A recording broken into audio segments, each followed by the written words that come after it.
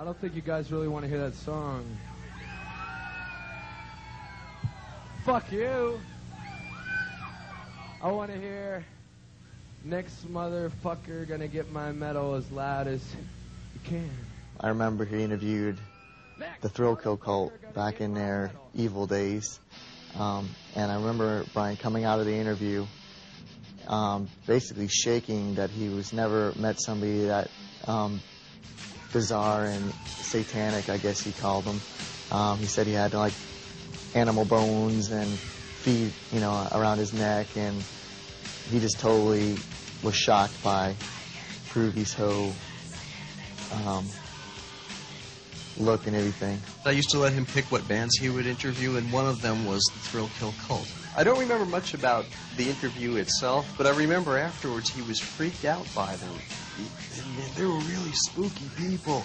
They were just so weird. Were they devil worshippers or what?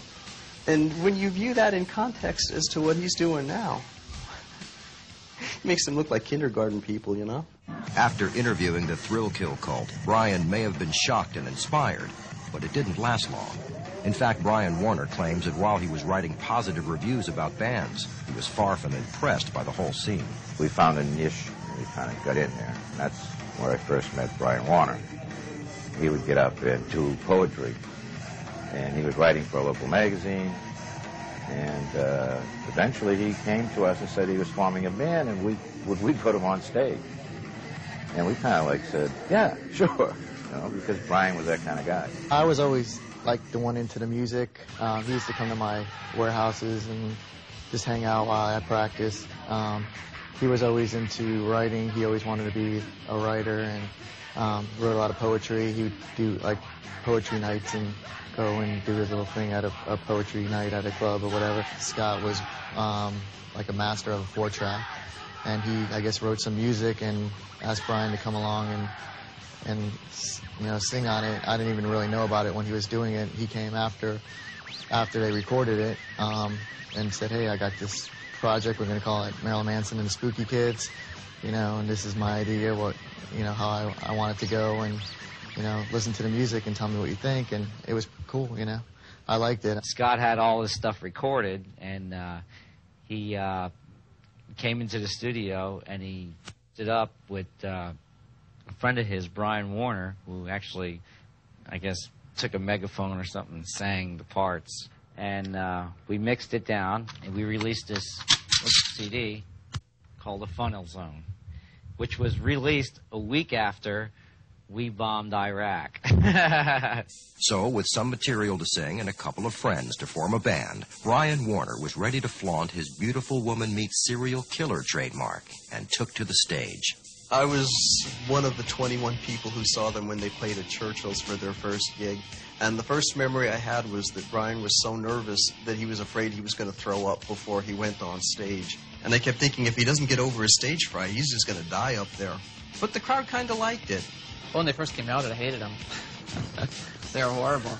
But I liked the fact they get on stage and do whatever the hell they wanted. First show was at Churchill's Hideaway. Probably 30 people were there. But 30 people seemed to like it. I'm Alicia. That's what Brian named me in the book. I don't know where he got that name from, but that's me. I met Brian back when I was about 16 or 17 years old at the Press Prize. Round and round and go, dancing, dancing, dancing, whee! Brian comes up and he grabs my boob. I'm like, fuck you! I'm like that. Takes me for a ride. The big fat guy that was the manager at the time came out and goes, hey, the singer wants to apologize. I said, okay. I'll go back to her. I talked to him.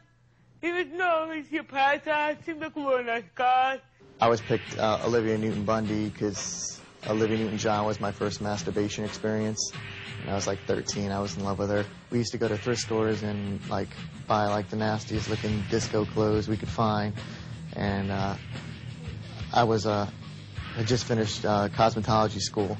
So we went back to my school and we got a whole bunch of heads, the little mannequin heads that you used to practice hairdos on and stuff, and we just decorate the stage with all that kind of stuff, anything we could find.